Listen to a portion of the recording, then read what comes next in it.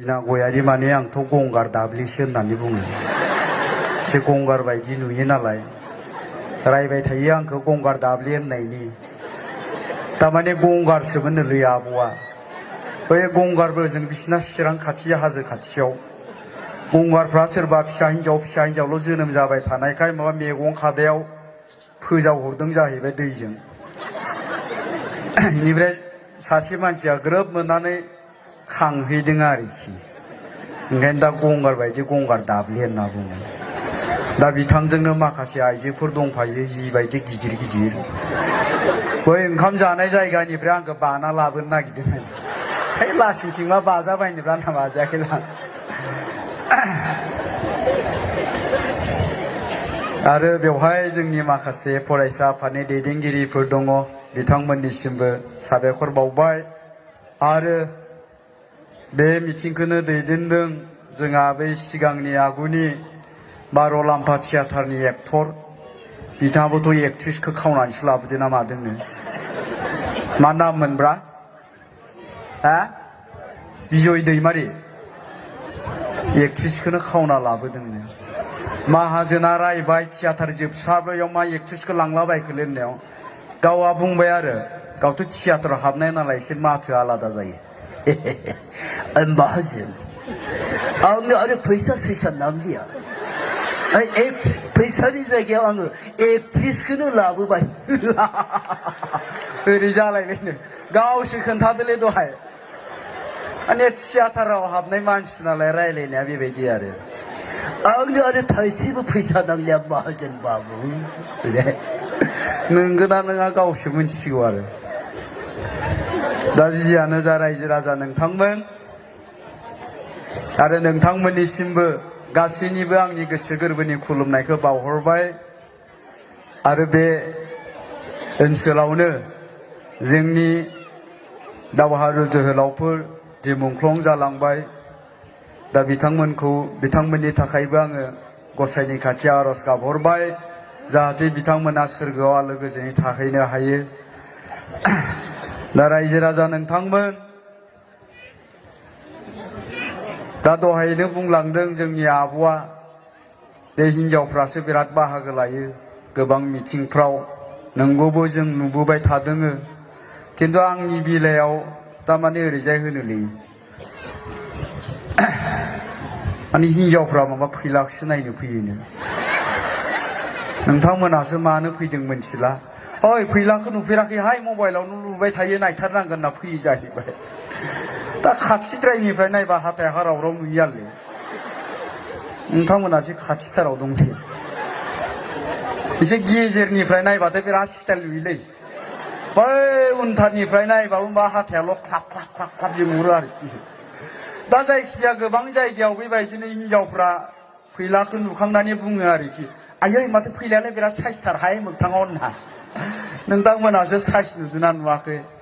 दा ओंखायनो मालाबा सानलायलाङो आं बे फैलाया इसिबां साइसबालाय मानो दाबो हिनजाव मोनाखैब्रा होनना। हाबा जानो गोसो जाबायमोन आंबो। दा बे खनासे जायगायावनो गोबां रायजो राजाफ्रा ज' जाफैनो हादोङो। दा ओंखायनो मालाबा बिपिएफनि मानसिफ्रा ओरैजाय बुङो आरोखि, बै इउपिपिएलनि मिथिङाव फैला फैब्ला फैलाखौसो नायनो फैयोलै होननानै। दा ओंखायनो आं ओरैजाय होनना बुंनो लुबैदों जे फैलाखौल' जायफोरा नायनो होननानै फैदोंमोन, फैलाखौथ' नुबाय नालाय, फैला नायनो फैग्राफ्रा माने थांनो हासै आरोखि। थांदो फैला नायनो फैनायफ्रा। बाबुमोना मानो फैदोलै? मिथिं खोनासंनो फैदों ना फैला नायनो फैदों? नोंसोरथ' फैलाखौसो नायनो फैदोलै, थांदो। रावबो थाङाखै माथो ना?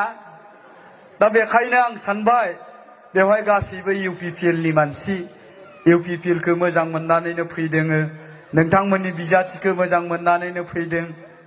दा बेखायनो आङो नोंथांमोना जुदि बेबायदि मारब्ला इउपिपिएलनिखौनो मोजां मोननानै बेवहाय ज' जाफैनो हादोंब्ला इउपिपिएलनि जानानै खेबसे गोबारै आखाइ खबनानैसो थाखायसो आं खावलायबाय।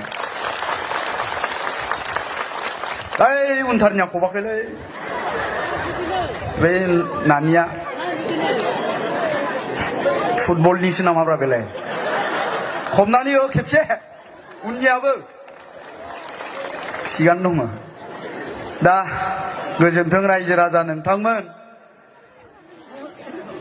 दा नोंथांमोनजों गुबुन गुबुन समाव जेला आङो लोगो मोनलायदोंमोन नोंथांमोनजों सासे एक्टर हिसाबैसो लोगो हमलायदोंमोन आरो नोंथांमोनाबो जेब्लानो आंखौ लोगो मोनदोंमोन बेबायदि माइक्र'फननि खाथियाव सावलुन बावलुन डायलग होनाय खोनादोंमोन एखमब्ला एखमब्ला मेथाइ रोजाबनायबो खोनादोंमोन किन्तु दिनै नोंथांमोननि खाथियाव आङो सासे एक्टर महरै फैयाखै सासे राजखान्थिनि इउपिपिएलनि सासे बिबानगिरि महरैसो नोंथांमोननि खाथियाव फैदों आरो राजखान्थिनि सोमोन्दैसो खोथा रायलायनो होननानै फैदों रायजो राजा नोंथांमोन दा ओंखायनो बिपिएफनि खायसे खायसे मानसिफ्रा बुङो बै फैलायालाय एक्टर मानसियालाय मा राजखान्थियाव ओंखारलाबायदोंब्रा जेराव लोगो मोनो बियावनो दामनांगौलै सालाखौ होननानै बुंदों आरो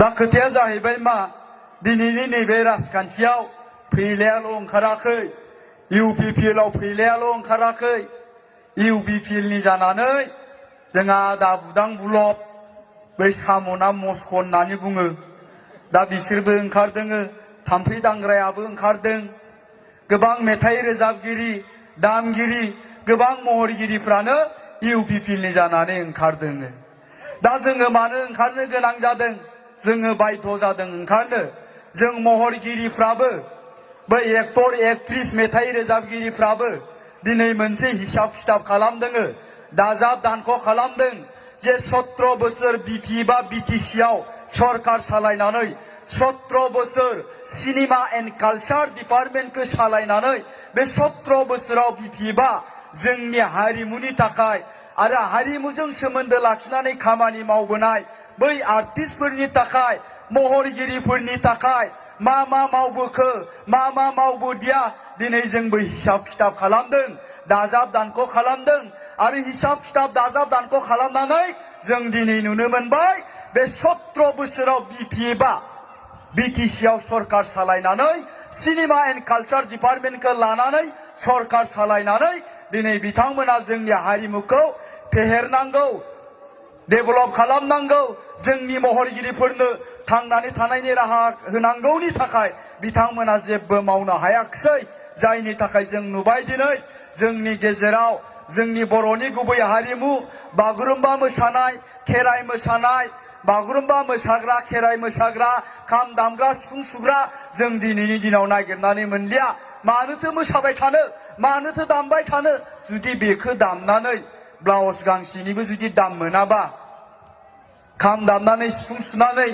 सानसेनिबो जुदि हाजिरा मोनाब्ला नङा होमब्ला दा जायनि थाखाय जोंनिफ्राय बेफोरो गोमालांनो हमगासिनो दं दा बेखायनो जोङो बिथांमोनखौ बुंबोबाय थादोंमोन जोंहा हारिमुनि मानसिफ्रा बिथांमोनखौ खावलायबोबाय थादोंमोन जे जोंनि हारिमुखौ हमथानानै लाखिनो गोनांब्ला बै बागुरुम्बा मोसाग्रा खाम दामग्रा सिफुं सेरजा दामग्राफ्रा बेखौ दामनानैनो मोसानानैनो थांनानै थानायनि राहाखौ मोननांगोन दा बेखायनो सरकारनिफ्राय माखासे पलिसि लानांगोन होननानै जोङो बिटिसि सरकारखौ खावलायबोबाय थादोंमोन आरो जों सिनेमा बानायग्रा मानसिफ्राबो बुंबोबाय थादोंमोन जे सिनेमा बानायखांनानै जोंहा सिनेमा दिन्थिनो जायगायानो गैया दा गतिके जोंहा सिनेमा डिपार्टमेन्ट दं हिसाबै बे डिपार्टमेन्टनिफ्राय जोंनो बिटिसि ओनसोलाव 50टानिफ्राय 60टा जोंनो सिनेमा हल बानायनानै होनांगौ होननानै जों खावलायबोबाय थादोंमोन किन्तु बे 17 बोसोराव बिथांमोना बेफोरनि थाखाय जेबो खामानि मावाखिसै जेबो पलिसि लायाखिसै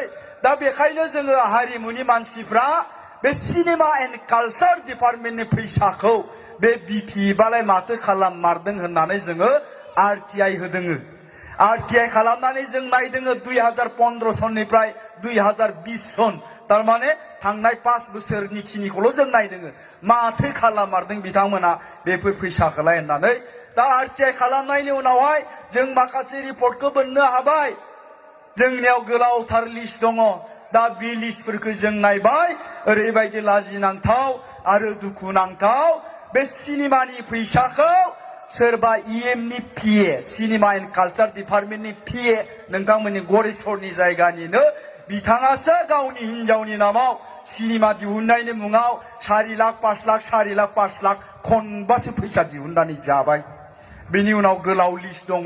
बेफोरखौ नायबावबाय जोङो सोर सोर बिसोरलाय 10 लाख 12 लाख 8 लाख 9 लाख थाखा सिनेमानि नामाव फैसा दिहुनग्राफ्रालाय होननानै जों बे लिस्टखौबो नायबाय। रावखौबो सिनायनो हाया, रावबो सिनेमा बानायग्रा नङा, रावबो आर्टिस्ट नङा, मोसाग्रा नङा, मेथाइ खनग्रा नङा।